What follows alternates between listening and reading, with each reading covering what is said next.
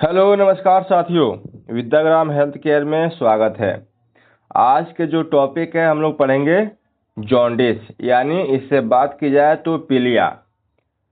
आपने देखा भी होगा हॉस्पिटल्स में बहुत सारे पेशेंट्स जाते हैं जिनको पीलिया हुई रहती है। ठीक है, गांव में भी देखे होंगे। तो ये एक कॉमन डिसीज है। ठीक है, तो आज इसके बारे में हम लोग इसके काउज, साइन, सिम्टम्स, इंस्ट्रक्शन और ट्रीटमेंट जानने वाले हैं। तो वीडियो को लास्ट तक आप लोग जरूर बने रहें। बहुत ही बढ़िया टॉपिक से रहने वाला है और मेडिकल विद्यार्थियों के लिए बहुत ही बढ़िया ये टॉपिक्स है। ठीक है, तो हम लोग शुरू करते हैं कि आखिर जो पीलिया है ये किस कारण से होती है, आखिर इसका डिफिनीशन क्या है। ठीक है, इसे आम भाषा में बात की जाए तो त्वचा का पीला पड़ जाना, आंखों का पीला पड़ जाना, ठीक है, जिसे हम लोग जॉन्डिस यानी हिंदी में पीलिया कहते हैं। ठीक है, अभी हमारे विद्याग्राम हेल्थ केयर चैनल को सब्सक्राइब नहीं किए हैं, सब्सक्राइब कर देंगे, नोटिफिकेशन को ऑन कर देंगे ताकि ऐसा वीडियो आपसे मिस ना हो। ठीक है, चलिए। ठीक है, जॉन्डिस एक कॉमन डिसीज होता है। अगर इसको बात की जाए तो जॉन्डिस रक्त में बिलिरुबिन का बढ़ जाना, जो रक्त में बिलिरुबिन होती है, नमक पदार्थ होता है, जिसके बढ़ने से, ठीक है, रक्त में बिलिरुबिन नामक पदार्थ के बढ़ने से ये जॉन्डिस आपको देखने को मिलता है। ठीक है, जिससे जब अगर आम भाषा में बात की जाए तो रक्त में बिलिरुबिन का बढ़ जाना जॉन्डिस कहते हैं। ठीक है, जिससे त्वचा आपका पीला पड़ सकता है, आंख है जो सफेद है उसका भाग जो है आप पीला पड़ सकता है, लीवर से जुड़ी किसी भी समस्या का संकेत भी हो सकता है। ठीक है, कारण जानने और गंभीर जटिलताओं से बचने के लिए तुरंत डॉक्टर से संपर्क और लीवर फंक्शन टेस्ट करानी चाहिए। अगर ऐसा आपको सिम्टम्स देखने को मिलता है तो आप तुरंत जो है डॉक्टर से कंसल्टेशन करें। मैं आपको फिगर जूम करके दिखा देता हूँ। देखिए, मैं यहाँ पे एक महिला का फिगर अटैच किया हूँ। इसमें देखिए यहाँ पे जो इसका दोनों आँख है, क्या है इसका जो इस फिगर में इसके जो आँख के जो साइड साइड जो सफेद भाग है, ठीक है, यहाँ पे कितना क्लियर दिख रहा है, बट यहाँ पे देखिए वहीं पीला, पूरा भाग पीला पड़ चुका है। ठीक है ना, यहाँ पे देख पा रहे हैं इधर का जो भाग है जॉन्डिस है। ठीक है ना, जॉन्डिस है, और इधर का जो भाग कितना क्लियर है। ठीक है ना, चलिए, अब बात तो यहाँ तक तो हो गई। अब हम लोग इसका कारण जानेंगे। काउज बहुत ही इम्पोर्टेंट होता है, कारण जानना किस कारण से पीलिया होती है। ठीक है, अगर आपको वीडियो अच्छी लग रही है तो कमेंट बॉक्स में ज़रूर कमेंट करें। अगर आपको डिसीज कोई पता नहीं है उसके बारे में तो कमेंट करें। देखिए, काउज इसका कारण हो सकता है, कारण क्या हो सकता है, पोस्ट हेपेटाइटिक कंडीशन, ठीक है, ब्लड में बिलिरुबिन की अधिकता हो जाना। जैसे कि मैं बताऊं पहले भी कि ब्लड में बिलिरुबिन नामक पदार्थ होता है, उसके बढ़ जाने से व्यक्ति को जॉन्डिस की कंडीशन हो जाती है, जिसे येलो यानी पीला रंग, ऑरेंज बाइल पिगमेंट की अधिकता से भी हो सकता है। ठीक है, इसके अलावा भी मुख्य कारण है। कौन से कारण है, हेपेटाइटिस, ओके, जीबी स्टोन हो जाएगा यानी पित्ताशय में पथरी, ठीक है, ट्यूमर्स हो जाएगा, लिवर एक्यूट इन्फ्लामेशन, लिवर में सूजन हो जाना। ठीक है ना, सूजन, लिवर में सूजन हो जाना, आपको ये सब देखने को मिलता है। ठीक है, बाइल डक्ट का इन्फ्लामेशन, बाइल जो होता है, बाइल उसका इन्फ्लामेशन हो जाना। ठीक है ना, उसका भी सूजन हो जाना बाइल का, बाइल डक्ट में किसी प्रकार का ऑब्स्ट्रक्शन होना। ठीक है, ये जो हम लोग है कारण जाने हैं। ठीक है ना, इस कारण के वजह से आपको पीलिया हो सकती है। ठीक है, यहाँ तक तो सभी को समझ में आया। हेमोलाइटिक एनीमिया, जिससे कि बिलिरुबिन की मात्रा बढ़ती है। ठीक है, अब इसका साइन सिम्टम्स हम लोग जानेंगे। साइन सिम्टम्स बहुत जरूरी होता है जानना इसका, लक्षण और संकेत। सॉरी, साइन और सिम्टम्स, ठीक है ना, चिन्ह और लक्षण। Skin, sclera of eye, tongue urine yellowness discolouration, मतलब कि जो स्किन है, स्क्लेरा ऑफ आई है, जो आंख का जो स्क्लेरा होता है, जो सफेद भाग, जो जीभ होता है आपका, यूरिन होता है, वो क्या है, वो डिस्कलर हो जाता है, यानी पीला पड़ जाता है। ठीक है, अगर ऐसा स्थिति देखने को मिले तो आप डॉक्टर से कंसल्टेशन करें। एब्डोमेन में डुल पेन, ठीक है ना, लिवर पर भूख की कमी, एनोरेक्सिया, ठीक है ना, नौजिया हो जाना, जी घबराना, सेवर कॉन्स्टिपेशन हो जाना, यानी कब्ज हो जाना। ठीक है, एक्सटर्मी वीकनेस, कमजोरी हो जाना, फीवर हो जाना, हेडेक या फटीग, थकान, ठीक है ना, सिर दर्द या थकान महसूस करना। अगर ये चीज आपको लक्षण मिले तो आप इस साइन सिम्टम्स को चिन्हित कर सकते हैं। ठीक है ना, अगर ऐसा आपको साइन सिम्टम्स मिले तो यानी व्यक्ति को पीलिया हो गया है। ठीक है, अब इसका इंस्ट्रक्शन हम लोग जान लेते हैं। ठीक है ना, इंस्ट्रक्शन यानी इसको कहते हैं हिंदी में निर्देश। ठीक है ना, इसको हिंदी में निर्देश कहते हैं। ठीक है, पीलिया जॉन्डिस के पेशेंट के 15, जो जॉन्डिस वाला पेशेंट होता है उसको 15 दिन से लेकर 60 दिनों तक बेड रेस्ट करने की आवश्यकता होती है। ठीक है ना, ऐसा पेशेंट को दवाओं के साथ बेड रेस्ट देने की जल्दी से लाभ मिलता है। ठीक है ना, अगर किसी पेशेंट को जॉन्डिस हुआ है तो उस पेशेंट को आप 15 से लेकर 60 दिनों तक बेड रेस्ट दें, वो भी मेडिसिन के साथ आपको देनी है। ठीक है ना, अब डाइट थेरेपी का बात हम लोग करें। डाइट थेरेपी क्या है इसका? ठीक है, डाइट थेरेपी में आपका डाइट थेरेपी में हो जाएगा, जॉन्डिस पेशेंट को लाइट डाइट यानी हल्का भोजन देना चाहिए।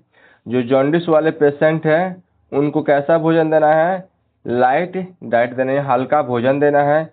भोजन में फैट फ्री होनी चाहिए, मतलब भोजन में किसी प्रकार का फैट नहीं होनी चाहिए। ठीक है, उसमें प्रोटीन और CHO कार्बोहाइड्रेट की मात्रा अधिक होनी चाहिए। जो आप पेशेंट को लाइट वेट जो है आप भोजन देंगे, प्रोवाइड करेंगे, उसमें किसी प्रकार की फैटनेस नहीं होनी चाहिए। ठीक है ना, उसमें प्रोटीन्स और CHO कार्बोहाइड्रेट जो है आपकी होनी चाहिए। ठीक है, जॉन्डिस के पेशेंट को ग्लूकोज अधिक मात्रा में देनी चाहिए। ठीक है, जो जॉन्डिस के पेशेंट होते हैं उसको ग्लूकोज की मात्रा अधिक देनी चाहिए। पेशेंट ग्लूकोज को ओरली टॉलरेट नहीं कर पा रहा है तो उसे क्या है, अगर पेशेंट को आप ग्लूकोज दे रहे हैं, उसे टॉलरेट नहीं कर पा रहा है, नहीं ले पा रहा है, तो उसे कैसे आप देंगे?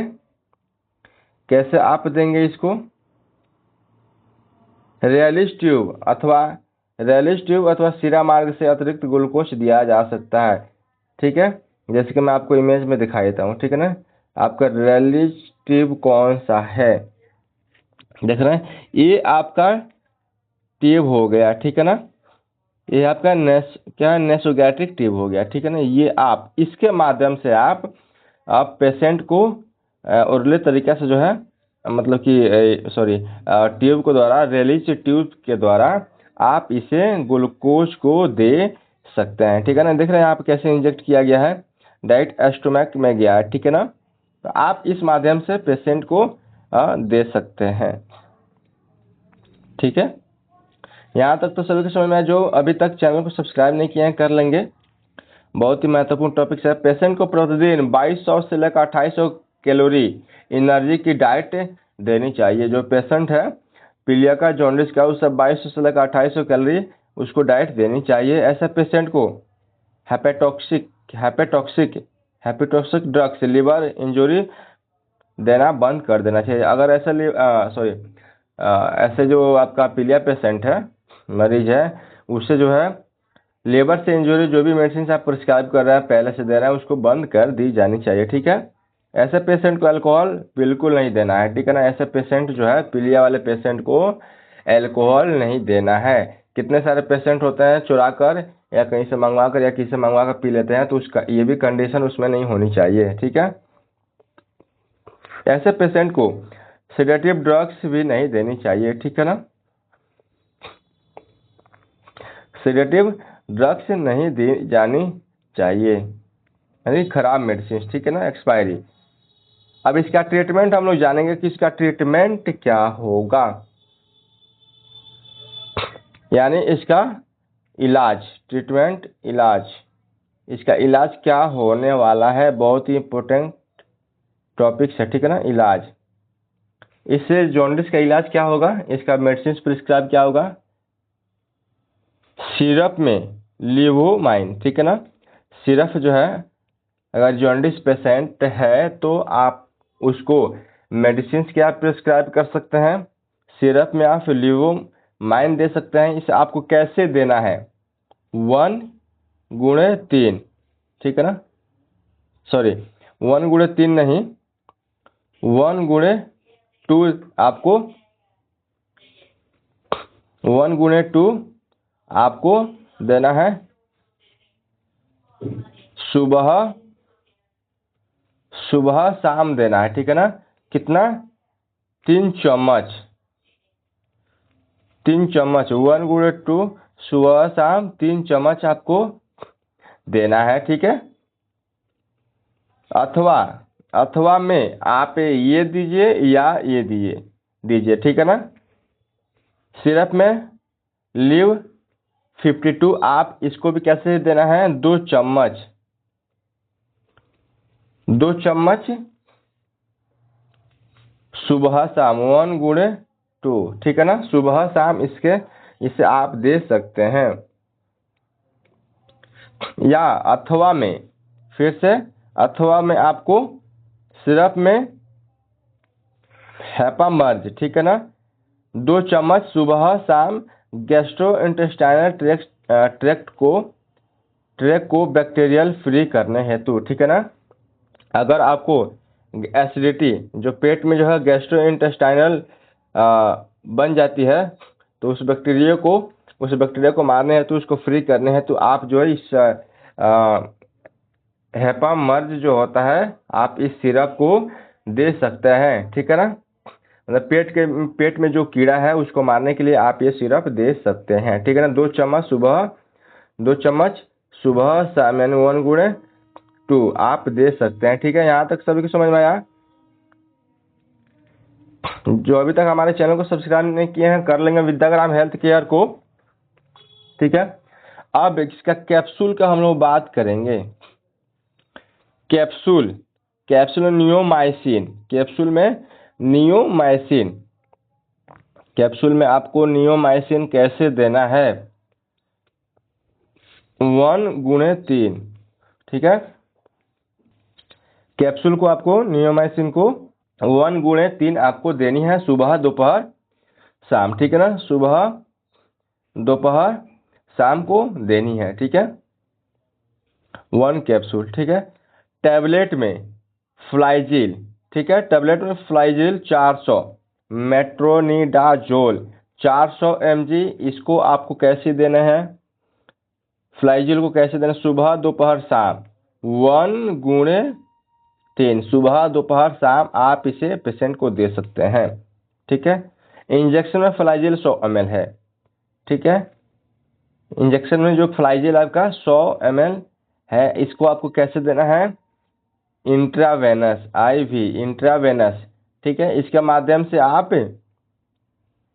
सीरामार के द्वारा सुबह दोपहर शाम, ठीक है ना, 1/3 इस फ्लाइजिल 100 ml को इंट्रावेनस के द्वारा सुबह दोपहर शाम आप इसे चढ़ा सकते हैं, ठीक है।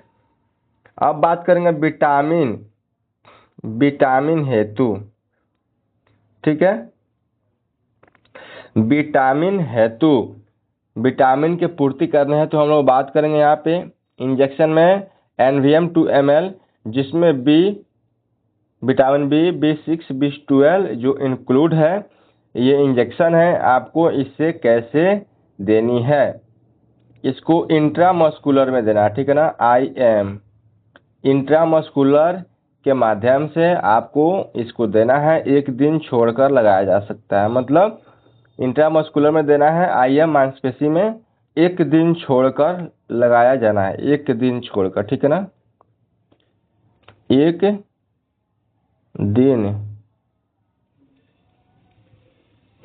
दिन छोड़कर लगाना है, ठीक है, लगाना है, एक दिन छोड़कर इसे लगाना है NVM 2 ml इंजेक्शन को, ठीक है।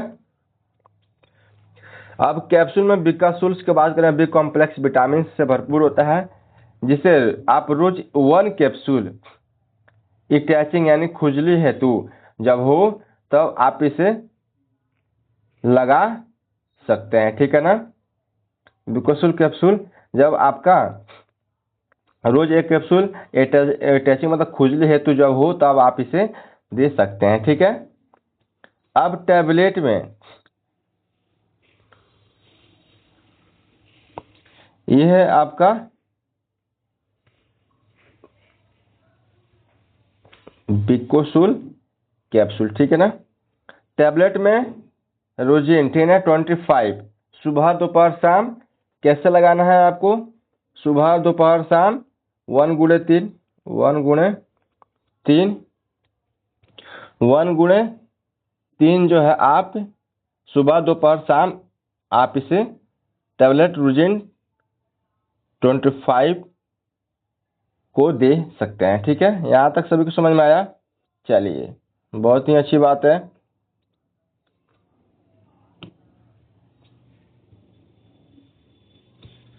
आपको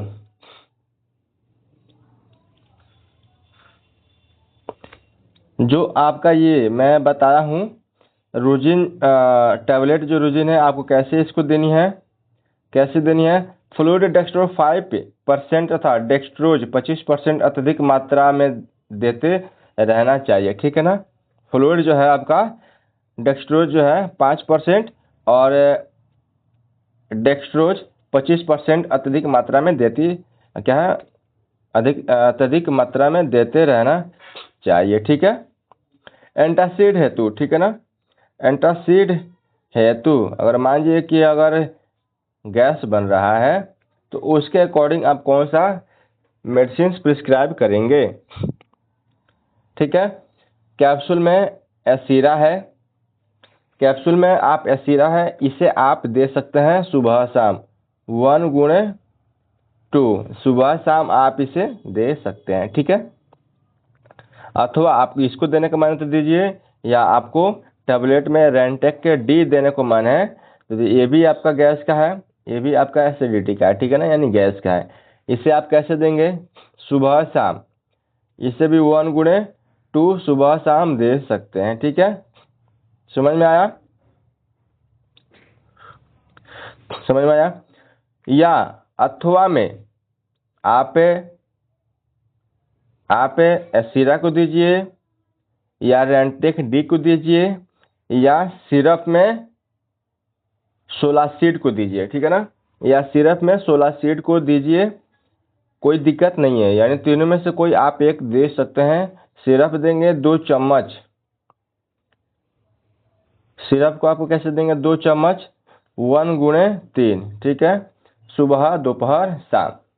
तो वीडियो कैसा लगा कमेंट बॉक्स में जरूर आप बताएंगे। मैं एक इंस्ट्रक्शन डाला हूँ, ठीक है। वीडियो में दिखाई और बताई गई दवाइयाँ डॉक्टर की सलाह के बिना आपको नहीं लेना है। ये वीडियो सिर्फ मेडिकल पर्पस के लिए बनाई गई है, मेडिकल विद्यार्थियों के लिए बनाई गई है। तो जो भी आपको डिसीज है, सबसे पहले आप डॉक्टर से कंसल्टेशन करें, उससे जाकर मुलाकात करें, अपनी समस्या को बताएं, ठीक है। जो भी मेडिसिन डॉक्टर प्रिस्क्राइब कर रहा है आप उसे दें, ठीक है। तो वीडियो अच्छी लगी हो तो चैनल को जरूर सब्सक्राइब करेंगे, कमेंट करेंगे, लाइक सब्सक्राइब सब करेंगे। और आपको जो डिसीज के बारे में पता नहीं है हमारे चैनल कमेंट बॉक्स में जरूर देंगे, ताकि मैं उससे रिलेटेड वीडियो आपके साथ मैं शेयर कर सकूं। तो मिलता हूं अगले टॉपिक्स में। जय हिंद, जय भारत।